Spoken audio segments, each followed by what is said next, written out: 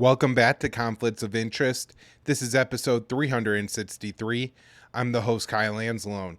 A lot of news to talk about on today's show, but first, a quick word from Scott Horton on supporting the Libertarian Institute. Hey, you all, it's fundraising time again at the Libertarian Institute. We try not to do this to you too often, but business is business after all. I got a great group of guys and a gal at the Institute, and I got to pay them. So just go to libertarianinstitute.org/donate to pick your price and help out. We've got some great kickbacks too, books and shirts. Great ones. That's libertarianinstitute.org/donate. And thank you all very much. All right, so if any of you, have the ability, we would really appreciate if you make a donation. Of course, it'll keep this show going, all the writing that I'm doing. I put a lot of work in at the Libertarian Institute, and it's because, Scott has put together that great institute and is able to have staff and everything like that. So help us keep going. Head on over to the Libertarian Institute and make a donation today. All right, let's get into the news for today. First story up here, Senator Schumer says Ukraine aid will be included in omnibus bill. And this is, one of the really problematic things, just kind of systemic within the U.S. government, is Congress doesn't pass a lot of legislation. And so there is basically they just have like 3, 4, 5 bills that they definitely pass every year. The National Defense Authorization Act is one, and we've talked about that.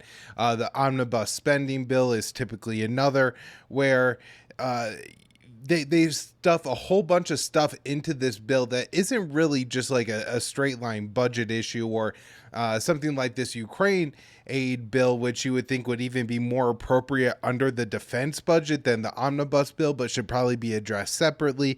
And so they just package everything into one because they know as a whole it's going to pass. And so Dave DeCamp writes at antiwar.com here, Senate Majority Leader Chuck Schumer said Tuesday, that more funding for Ukraine will be included in an upcoming omnibus spending bill that Congress is looking to pass before the end of the year.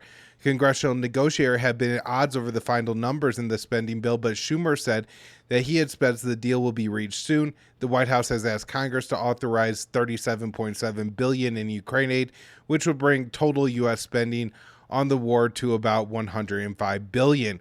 Congress could authorize more funding for the war in Ukraine than Biden requested, as they did before, but at this point it is not clear what the final number will be. Representative Thomas Massie from Kentucky, who opposes arming Ukraine, said the new aid should be put to a separate vote. This is wrong. We should have a separate vote on an additional Ukraine funding. Most of my constituents do not wish to have their money sent to Ukraine, especially without oversight or an audit.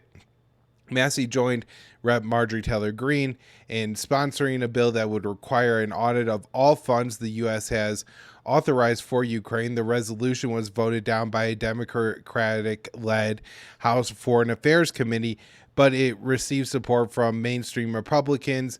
Greene says she will reintroduce the legislation when it takes over the House. And I don't know. I really don't have any optimism. I don't think Dave does either, that the Republicans are actually going to do this, or if it was actually going to happen, I think the mainstream Republicans would probably turn against it, or find some kind of excuse. So with that $37.7 billion in potential funding, let's look at some of the weapons the White House is currently considering sending to Ukraine. This from the Washington Post. I wrote it up for the Libertarian Institute. The White House planning to send advanced bomb kits to Ukraine. The Joe Biden administration is preparing to send equipment to Ukraine that will convert dumb bombs into smart bombs. And of course, I don't love using those terms, but just very generically, dumb bombs are unguided munitions, where smart bombs have GPS guided. Of course, a smart bomb doesn't mean you're going to kill the terrorists. It just means it's more likely to land closer to the target that you pick versus a bomb that doesn't have that guided system. Multiple unnamed officials told the Washington Post the White House is reported to be in discussions about sending Kiev other advanced weapons, including the Patriot air defense system. The senior officials said Washington is now considering whether to provide joint direct attack munitions, JDAMs, to Ukraine. The Boeing-made kits can convert bombs weighing up to 2,000 pounds into precision-guided weapons. The Post reported it is unclear if Biden has signed off on the plan. Sending JDAMs to Ukraine would mark a significant escalation in U.S. support for the war-torn nation. Moreover, in a separate report on Wednesday, the Post noted the White House is also considering sending Patriot air defense systems to Ukraine. The Patriot interceptor missiles are produced by Raytheon, the former employer of Secretary of Defense Lockheed Martin, and a long line of Pentagon officials before him. And I will have more on the Patriots in a separate article. Moscow has vowed to destroy the Patriot batteries deployed to the Ukrainian battlefield, with Kremlin spokesperson Dmitry Peskov warning that the air defense systems will be treated as legitimate targets. And Russia's embassy in Moscow, meanwhile, said the decision to send the Patriots would be yet another provocative step by the U.S. administration that may lead to unpredictable consequences. Washington's strategy causes enormous damage not only to Russian-American relations, but also creates additional risk for global security, the embassy added, insisting the United States is responsible for the prolongation and escalation of the Ukrainian conflict. While the Russian Foreign Minister Sergei Lavrov previously said his country would seize additional Ukrainian territory should Washington and its allies supply longer-range weapons to Kiev, the United States has largely ignored the warning. Last Friday, an unnamed Pentagon official told The Times that the U.S. is now less concerned about Moscow would significantly escalate the conflict in response to Western aid, suggesting the White House may have given Ukraine a green light to use American arms for strikes deep within Russia. So I want to hit on two more stories and talk a little bit about this all together. So Slovakia is preparing to transfer MiG-29 warplanes to Ukraine. This is from the Slovakian foreign minister from last Tuesday, that the country is preparing to send the Soviet-era fighter jets to Ukraine, which would mark the first known transfer of the warplanes to Kiev from a NATO member.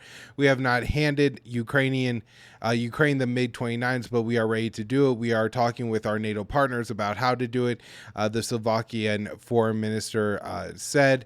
He added that Slovakia has a conversation with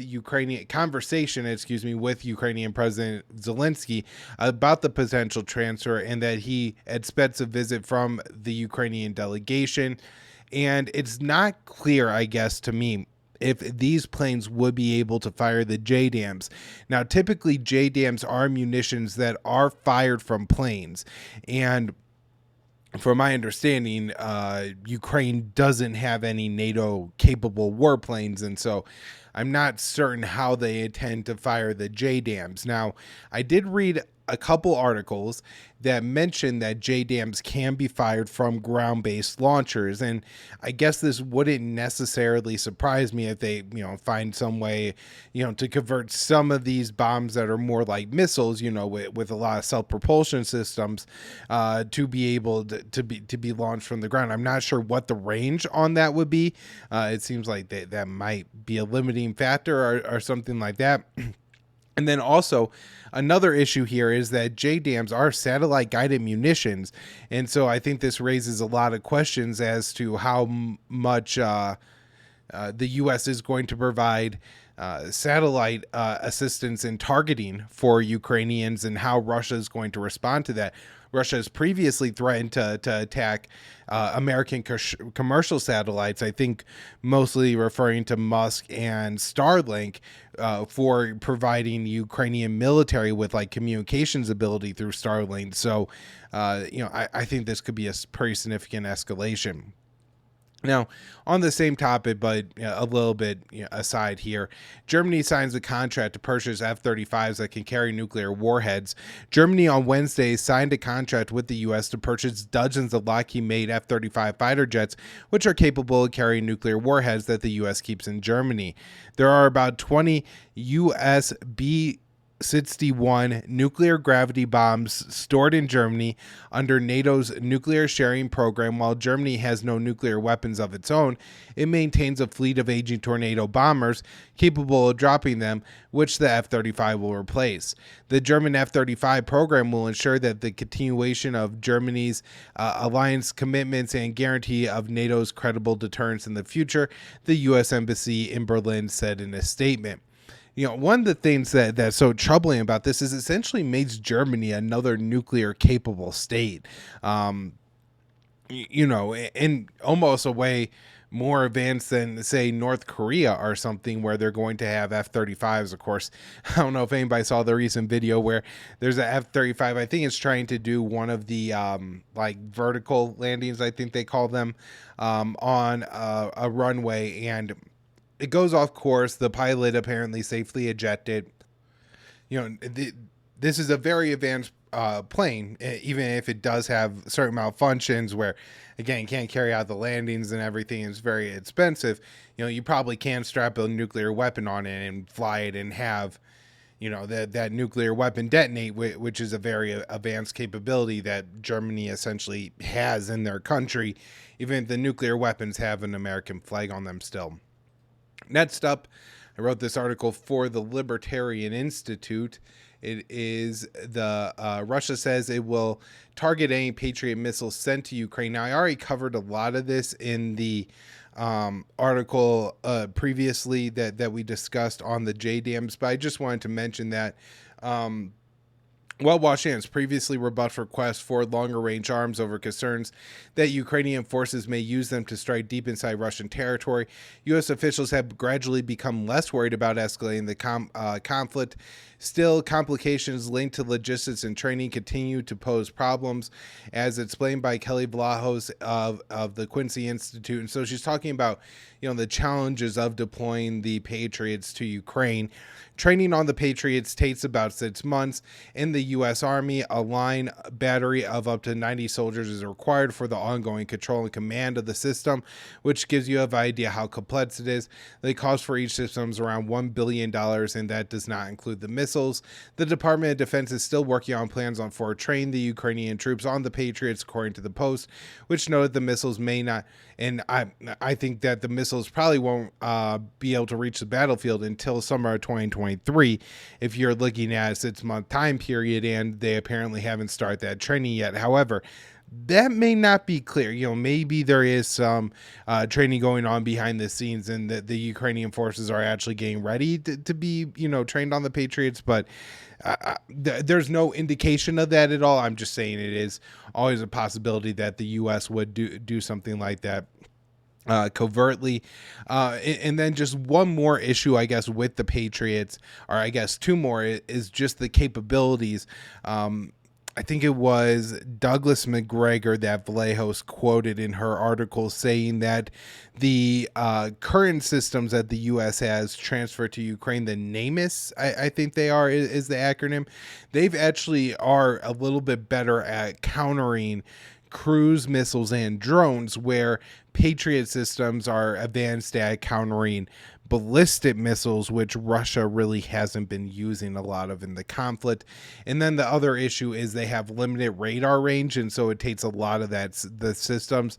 I think they only have 120 degrees of radar, not 360, and so you have to deploy several systems to get good missile defense coverage. However, the U.S. has largely talked about layering missile defense coverage in this. This is how I think NATO and the U.S. largely, and countries like Israel as well, largely view their missile defense. They have, an Iron Dome system for rockets. Then they have, anti-ship missiles and missiles to counter anti-ship missiles and systems for that. Then they have THAADs and Patriots and all these other, all these other systems. So there's a lot going on here as far as layering the systems, but that is very complex, and we'll see if they will be able to train the Ukrainians to actually be able to use them, and of course how Russia will respond.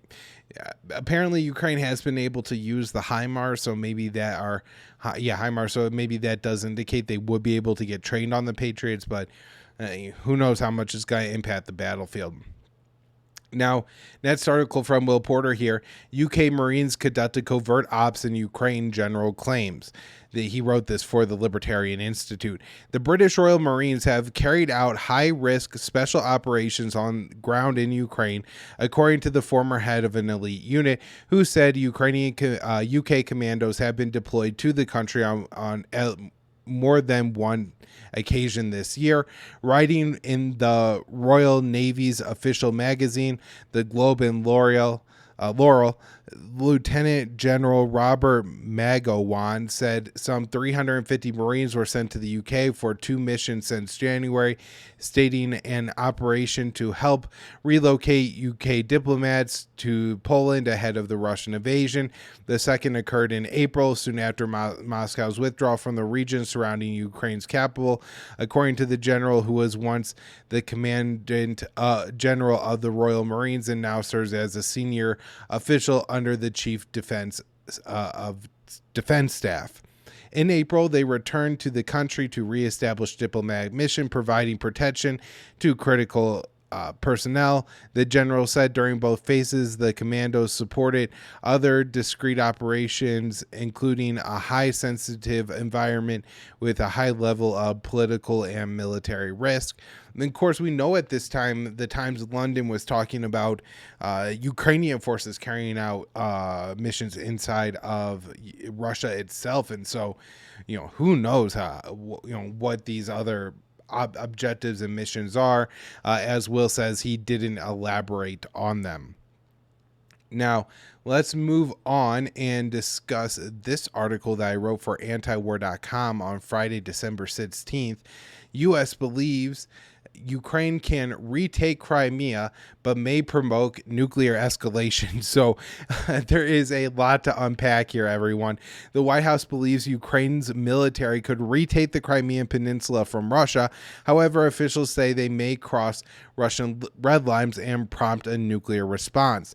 The Biden administration has radically changed its view of Kiev's military since Russia invaded nearly 10 months ago. The Ukrainians continue to shock the world with how well they're performing on the battlefield, an unnamed official said.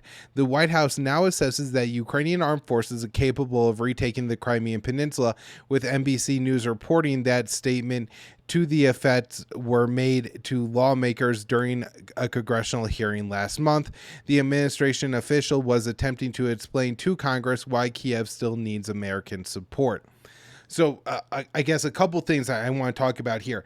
Everything that I think I've discussed previously in the show may all come down to kind of a lot of what I have to say here too, which is I can't tell if this is serious, that the White House really believes this, or the White House is saying what they're saying to get the billions of funding that they want to get, because ultimately this isn't about Ukraine winning, but about this war bleeding Russia as much as possible. And so I think it's possible that the White House really doesn't think Ukraine is able to retake Crimea. But if you look at all the weapons they're trying to get and the fact that they're trying to get another $37.7 billion. And, as I've discussed on the poll, the American support for this war is slipping. You had the Pope saying this is a world war and we need to do something about it. You have Henry Kissinger again saying that you had to do something about this and negotiate an end before it becomes a world war.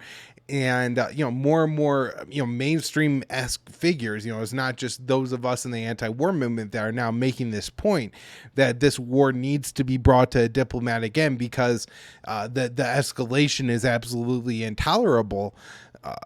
And so, the Biden administration really needs to work now to sell lawmakers on this, because the lawmakers' constituents, which look, we do have an impact. I granted, I was, I think Scott said, this was one of the things me and Scott talked about on Friday's show, that the war in Yemen shows that even if thousands of Americans call to, demand an end to a war, and not a single American calls to demand that war continue.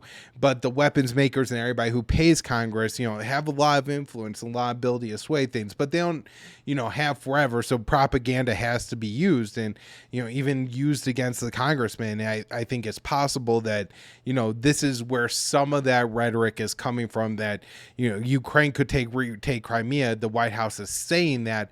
I really hope they don't actually believe it. But a lot of administration figures, Nancy Pelosi as well, looking outside just the administration and, political appointments of Joe Biden, even these kind of people have said that Ukraine could retake Crimea. Now, this is a little bit, apparently, I think these comments were made near the end of November. And so I want to make that clear, because if you look at what's happened in Ukraine in the past 2 or 3, I would say the past week now. This is Sunday, the 18th. And so probably for the past week, Russia seems to be making some territorial gains.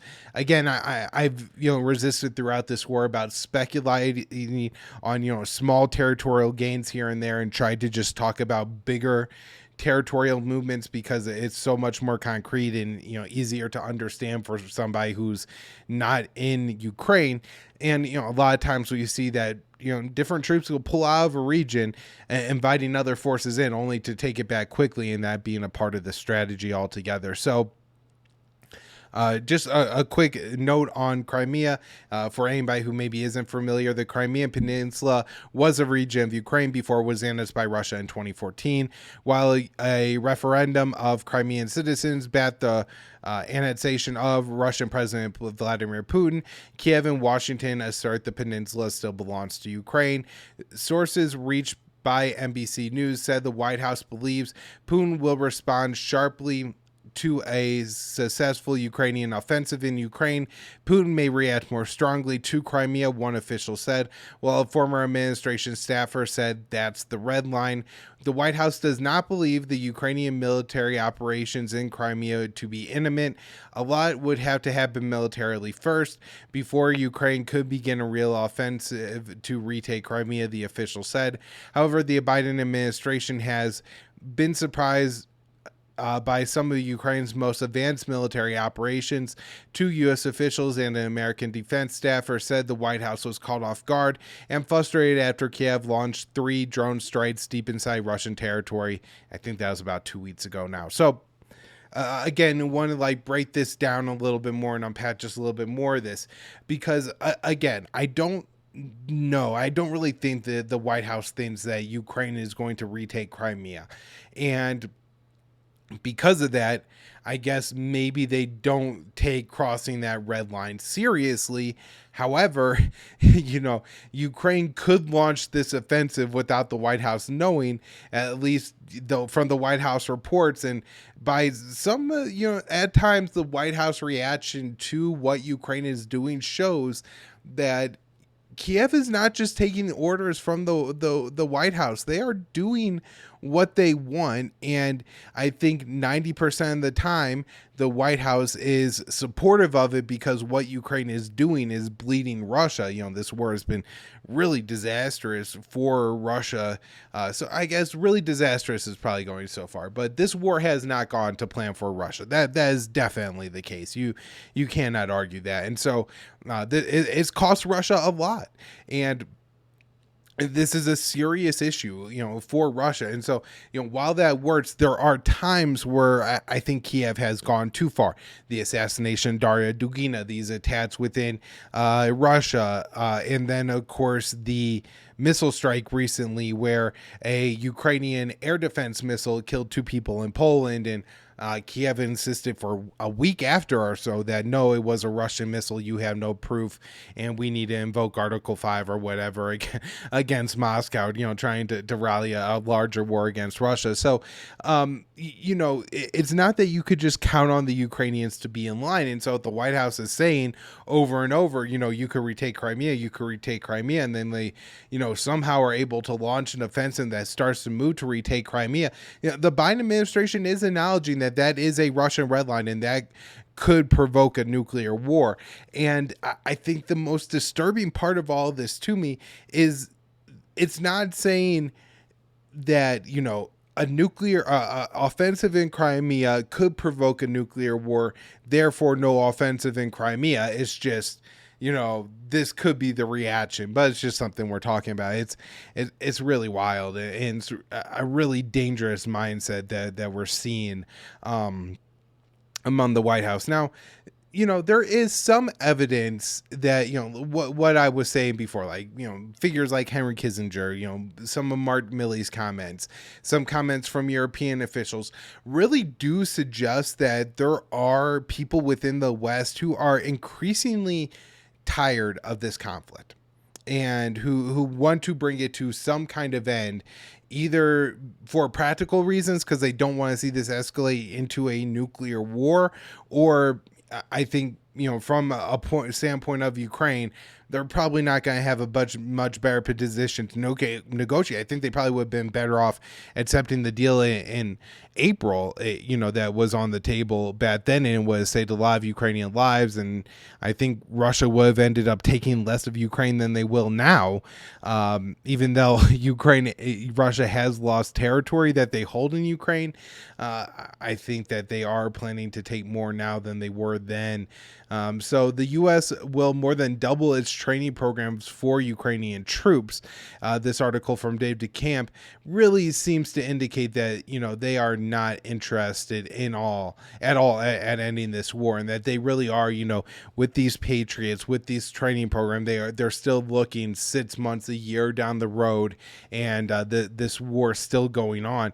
And you just wonder, how much longer that we could continue on this road. And, again, this isn't, I've been saying this for a long time, but there are a lot more mainstream figures now who are even saying this, that, at some point that you run out of room for escalation, and it's just open war between the US and Russia.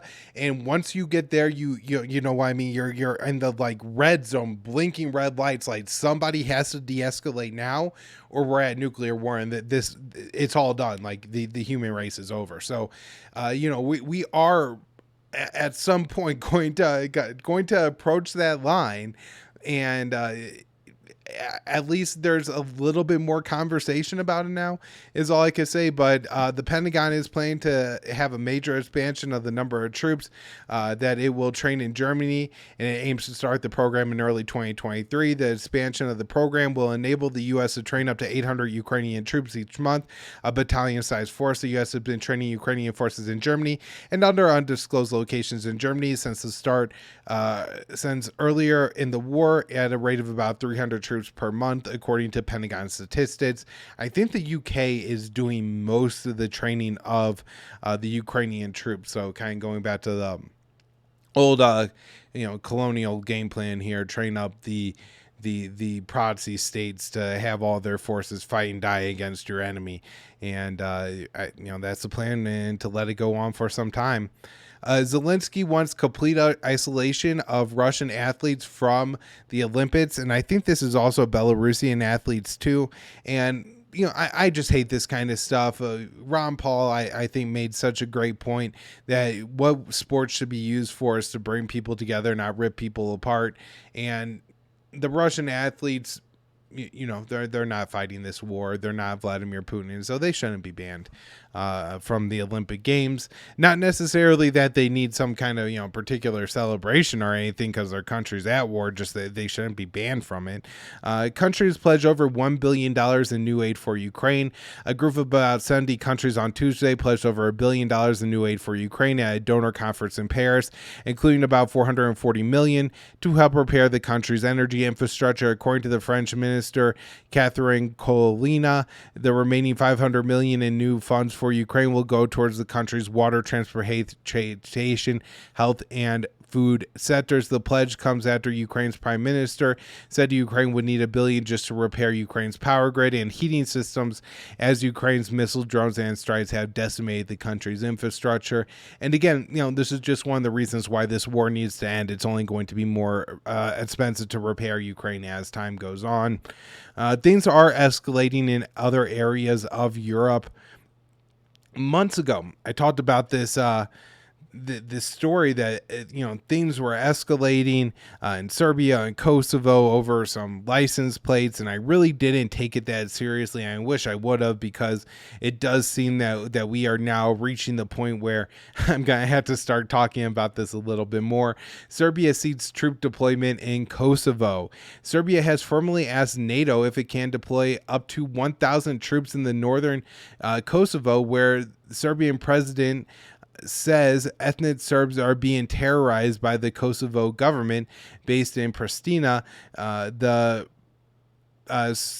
Serbian president made the request to the commander of NATO forces in Kosovo, known as KFOR. Serbian officials say the UN resolution that formally ended the Kosovo war allows the deployment of up to 1,000 Serbian troops in Kosovo, but the leader said still doesn't expect the request to be granted.